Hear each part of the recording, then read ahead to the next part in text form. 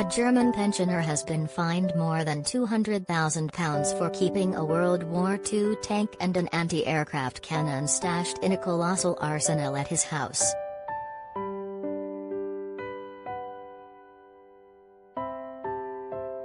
The 84-year-old, named only as Klaus-Dieter F due to local privacy laws, kept the Panzer and the 88mm flak gun in a bunker under his home in Heikend, close to the northern city of Kiel.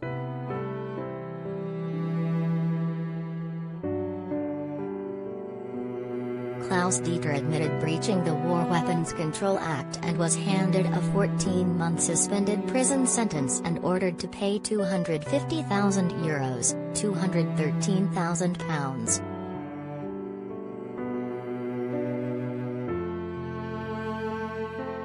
As well as the tank and cannon, he was also in possession of a torpedo, mortar, 70 assault rifles and more than 2,000 rounds of ammunition.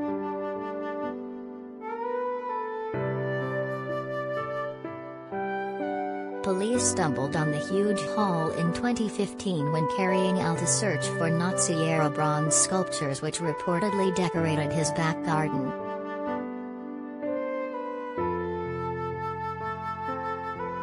At the time, the local mayor, Alexander Orth, had told the local paper of the tank. He was chugging around in that thing during the snow disaster in 1978.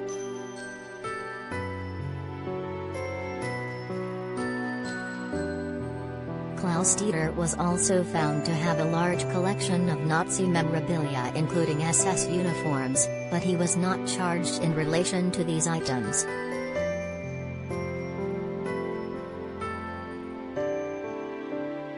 Under German law, it is illegal to display Nazi symbols unless they are kept for educational or historical reasons.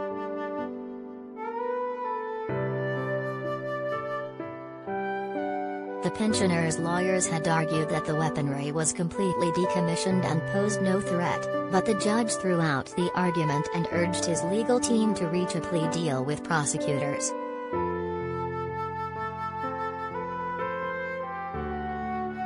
Although the pensioner is facing a colossal fine, the judge was swayed not to confiscate the tank or the AA gun, but ordered that they must be sold within the next 2 years.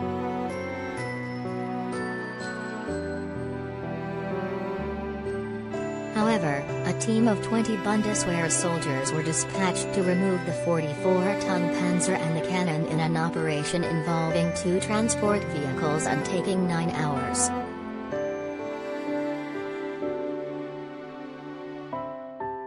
Klaus-Dieter has already been inundated by prospective buyers for the tank, including a museum in Seattle, while a private collector in Germany is keen on the AA gun, according to local media.